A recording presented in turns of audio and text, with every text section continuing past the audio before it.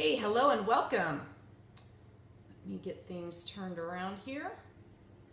All right, welcome everybody. Thanks for joining in. I appreciate it. I'm Jackie Elmer, looking forward to sharing this very special Periscope with you and hopefully helping you overcome some challenges. Welcome to the replay viewers as well. We'll spend a little bit of time here letting people get settled in. April Schwartz, welcome. Good to have you here. Kendall, nice to see you. Welcome. Thanks so much. And if you want to share this, obviously I would love it. You can swipe and share this out with your Twitter followers, those on Periscope, that type thing. If you find that this is something that people on your team or others who you know might struggle with, those unsupportive people in business, definitely share it and let them know. And I certainly appreciate you. I appreciate the hearts. I kind of set a goal to, work on those hearts, not so much for a popularity contest, but just because I thought it would be something fun to do to keep me on task of really being active in Periscope. So Pete Andrew, welcome. Megan Elliott, good to have you here as well. And if I missed you coming in, I apologize. Definitely put your name and where you're from in the chat box if you would, because I love to know where we're broadcasting to. I'm broadcasting from Ventura, California, and I just love to know where everybody else is in the world and what's going on. London, awesome. Good to have you here from London. My daughter is study abroad this year in Leeds. She's actually in Manchester, and she comes home a week from today. She's been study abroad there, and it's been a great experience for her. SOC Mama, good to have you. And I spent a couple trips. I went over there and spent some time in London, which I'd been before, but it had been years, and I absolutely love the UK, love the people, amazing. Stacy, Cape Coral, Florida, bet you guys are hot down there. Brighton, Michigan, wow, awesome. Brighton, that's like one of my favorite. I'm a Brighton girl, can you tell from my jewelry? Not that they're based there, they're based out here in California, but I love the name. Hey, listen, can you guys hear me okay? I do not have my lapel mic tuned in. I don't have it plugged in today, mostly because it's kind of hard. It gets in the way of my iPad. So is it clear? Is my voice clear, or would it sound better if I plugged it in? Just let me know. You can hear. Okay, this sounds good. Awesome. All right, well, let's go ahead and get into our topic. And I am multitasking here. I'm going to record this for my podcast as well. So let me get that started. All right.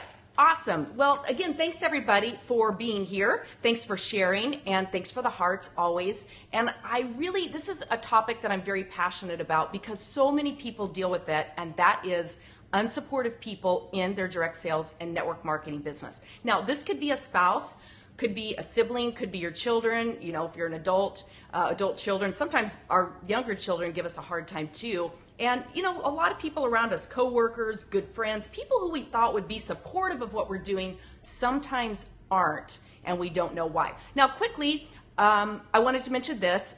For those of you who don't know me, I'm Jackie Elmer, 22-year veteran of network marketing and direct sales. You can learn more about me over at JackieElmer.com. I do have a boot camp that's open. You can go to directsalesbootcamp.com, learn a little bit more about that program, a 30-day program to help you develop all the skill sets that you need to move forward. Pete, you know a lot about this topic. I know many people do, and I have to tell you, I don't have personal experience with this. I'm happy to report I don't have personal experience with this.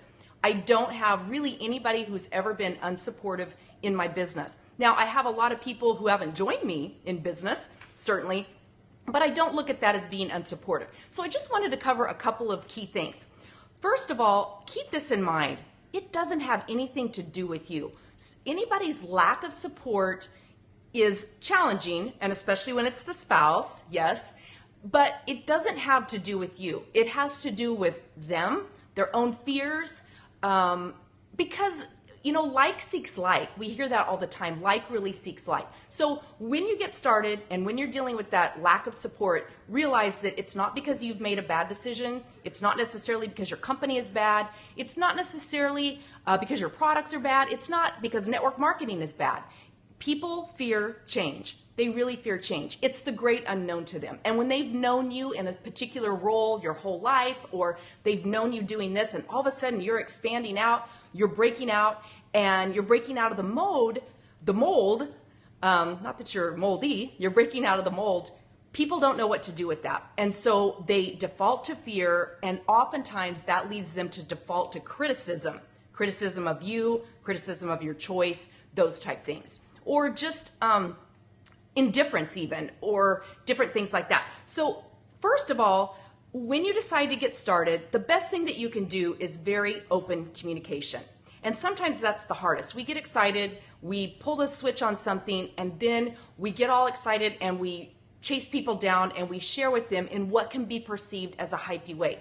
Now remember that I already referenced the fact that people know you in a certain way. They know you as a wife and a mom, as a husband, as a father, as an electrician, as a school teacher, as an attorney, as a CPA, as a cab driver, whatever it is, whatever your role in life, which is often, sadly, often we're identified by other people based on our career choices. When people know you in that specific role, very often that's how they see you. And so when you come to them all excited and you start talking a new language that they don't understand and haven't heard before, they don't really know how to deal with that. So the first thing that you want to do is that you want to really develop some good success language. Now, I'm really big on that. You can go to streetsmartscripts.com and learn more about my program on success language, because when you know what to say and you say it in a way that's effective and you communicate well with people, they will be more receptive to what it is that you have to share with them. But we come at them, all excited and hyped up and different things like that, and people don't know how to deal with that because they don't know you in that role. So you want to communicate in a way that just shares, hey, you know what, I've got something that I'm really excited about. I realize it may not be a fit for you, and that's totally cool. I'd love to share with you what I'm doing, because our relationship is important to me, you mean a lot to me, and I would love your support. And your support means a lot of different things. And now this is important. This is where it's going to be very important.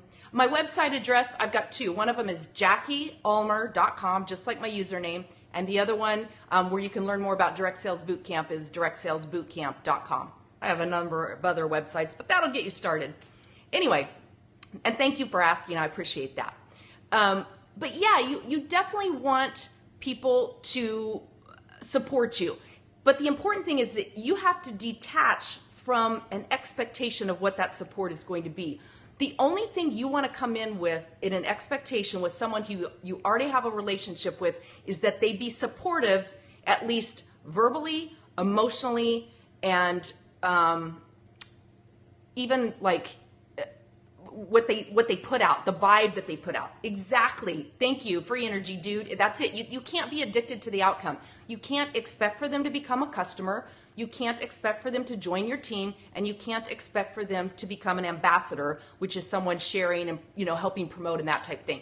You can hope for those things, and the more you share your business and the better you get at success language and communicating what you're doing with people, the stronger the possibility is for you to do that. But when you come at them, remember, one of the things that we do a great job at often is creating resistance with people when we go to them with our opportunity. Sadly, that's what we do a lot of times. We create resistance with the language that we use and the way that we approach them. So what you really want to do is lessen that by just being very casual and very conversational about what you do. And you will immediately lower that resistance when you say to them, I would just love to share with you what I'm doing. I would love your support, which basically means, can you just be my cheerleader?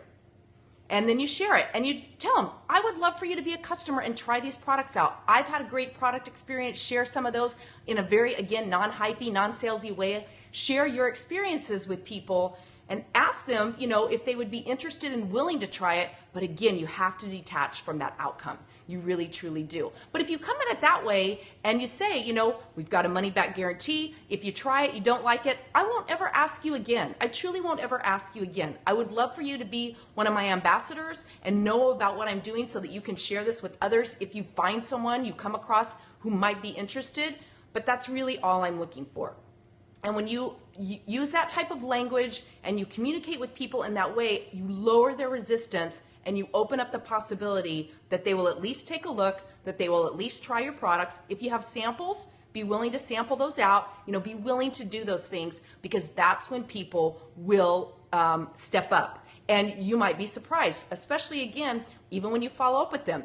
Tell me about your experience. Tell me, how you felt. Tell me how you looked. Tell me what you thought, whatever it is. Share that with me and just tell them, I want you to be open and honest with me. You're not going to hurt my feelings. I realize that this product, this opportunity, whatever it is, I realize it's not for everyone, and that's okay. Just communicate in those ways that share that type of feeling for them. Does that sound good? Give me some hearts if you feel like that's something you could do, would do, and you think that people would be receptive to that. And maybe you've tried it before. And if you have, definitely share your comments. I would love to hear some of your experiences with that. It is totally doable. You're absolutely right. Okay, now as far as network marketing goes and what you're doing, here's the one thing. Don't expect people to get it right up front. Maybe you didn't. I didn't. But unfortunately, I didn't take my own experience and remember it when I started sharing my business with people. Once the light bulb came on for me, which was, a full year and a half or so after I first was introduced to the concept, at which I was, talked to the hand, very, very skeptical. Yeah, I've had people join years after inviting them, seriously. But that was me. I was a year and a half, and same company, same sponsor, same product, same comp plan, same everything. What had happened was that my life had changed and things were different. And, I wanted to be home full time with my kids. So you never know. But you can't expect people to get it. You can't expect people to see the vision that you see right away. So that's where you have to get good at painting a vision for them of what your goals are. And again, in a non-hypey way. You just share your vision for, I really want to quit my job. I really want to be home full time with the kids. I really want to have more time freedom. I want to have more income. I want to be able to travel more. And I see this as a way that that's going to happen for me. I realize it's not going to happen overnight. I'm not expecting it to. I'm hopeful that it'll happen quickly. And these are some of the plans that I have and the steps that I'm going to take. And yes, sometimes your own excitement will get in the way of how we communicate those. But when you can really work on that, practice it, stand in front of your mirror and practice it, whatever you can, when you can practice communicating that message out to people in a way like that, it's really going to, again, it's going to lower resistance. It's going to create curiosity because you don't sound like everybody else who talks about how rich everybody's going to get and blah, blah, blah, blah, blah. You don't sound like any of that, and that's what you want. You don't want to sound like that. You want to come across just like you're having a conversation, just like you're sharing a new restaurant, just like you're sharing a new movie that you saw, just like you're sharing a good book, whatever it is. You want to come across to people in that way. And again, I just kind of want to reemphasize this. People are resistant to change, and like seeks like. I already said that. And when you start wanting to get out of the box, it sheds a light very often on other people's fears and perceived inadequacies. Doesn't mean that they're inadequate, but a lot of people don't feel like they could be successful. They hear success stories. They hear about the 13-year-old that launched an app and made $1 million overnight. They see someone like a Mark Zuckerberg who, was kind of a social misfit and has launched Facebook now, and, we're all on it, using it, and he's making money almost off of all of us. But yes, they are in their comfort zone, and they want you to be in that comfort zone with them. When people in their little bubble work to create change, it's difficult for some of them. And yes, Kendall, they will put their issues on you very often. So that's where it's important that you don't, in turn, project your issues, your excitement, your expectations back on them. You just have to keep very clear, very centered, open, good communication. And then my final thing with people, when they really want to continue to badger me or speak negatively or kind of poke fun or make fun of me, I want you to write this down because this is really powerful. What you say to them is, you know what, I understand that you have an opinion or you think you do, but here's the thing. You can't really have an opinion about what I'm doing until you fully understand it. Unless you've taken a look at my video presentation or tried my products, you don't really understand it. So if you're willing to take a look at the presentation, sample the products, whatever it is, then I am more than willing to sit down and have that conversation with you about your opinion. But until then, we don't really have anything to talk about. And when you say it like that, what are they going to say? Right? Give me some hearts. You like that? What are they going to say back to you?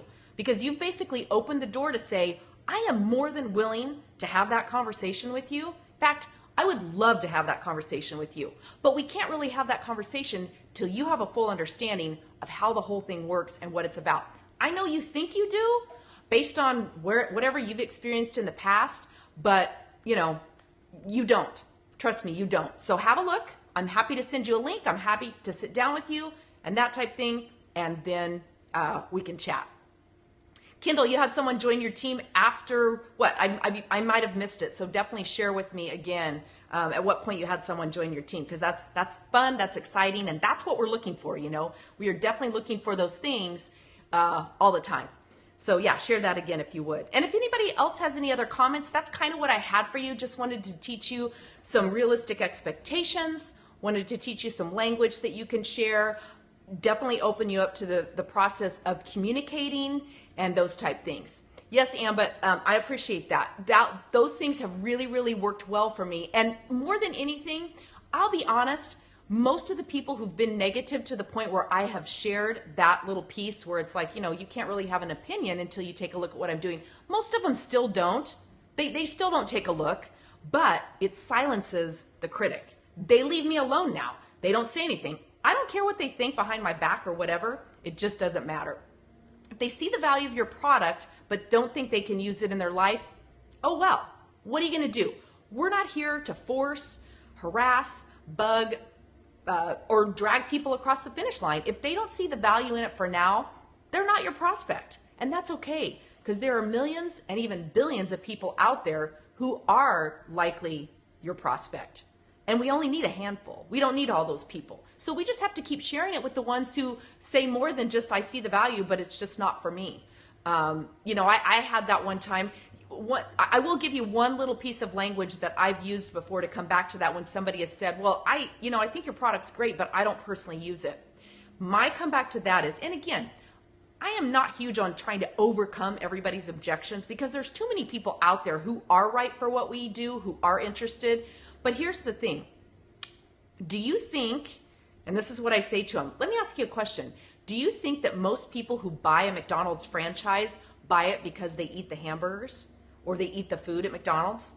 Do you think that's a driving factor in why people purchase a McDonald's franchise? No, I don't think so. In fact, I grew up working at McDonald's. I was a bookkeeper at McDonald's through high school and a lot of different things and got to know the owners really well. And, you know, they ate the food there occasionally and it was a lot different back then than it is today. But the point is, people don't buy a McDonald's franchise because they want the hamburgers for free. They buy it because they know that it produces. They know that the likelihood that they will fail in that franchise is like slim to none. And yes, McDonald's is in the real estate business, but I'm just even talking about the people who buy the franchise. They're not typically in the real estate business. McDonald's, the franchise corporation, is in the real estate business, but the owner-operators who buy the franchise are not so much.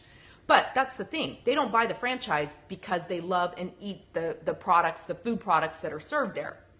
They see the opportunity. So that's my question. You don't have to absolutely 100% use all the products in your company, but do you see the value? Do you know other people who do? And, you know, do you see where there's some potential here to make some income? Again, I'm not really huge into trying to overcome everybody's objection, but when you have some good success language and you know some tools that you can use to answer people back that more than anything, make you feel confident and make you feel empowered, that's a key part of it. And it will create a sense of respect from them about what you do. It really, truly will. And they may become a customer. They may become a team partner. They may become a referral partner, you know, an ambassador for your business. And at the end of the day, that is what we're looking for. You know, we can't control anybody's actions, but when we feel good, we feel confident, we feel empowered, it makes a huge difference. So again, I'm Jackie Elmer. You can get my 25 top lead sources. You can go to profitinyourpjsnow.com. My 25 top lead sources online of how I generate leads, how I've sponsored nearly 2,000 people who've come to me through the internet. SOC Mama, thank you. Thanks for being here. But yeah, definitely hop over there, get the free report, let me know any questions, and follow me on Facebook. I'm at facebook.com/Street Smart Wealth. I'm actually going to hop on over there now and do Facebook Live, and we'll be covering the same topic. But go on over there. I shared a different topic yesterday. I do these regularly, and I would love to engage with you further and get to know you a little further. So thanks so much for sharing. Thanks for being here, and I will see you on the next scope or over on Facebook. Have a great rest of your day, and thank you so much for the hearts. I appreciate it. Take care.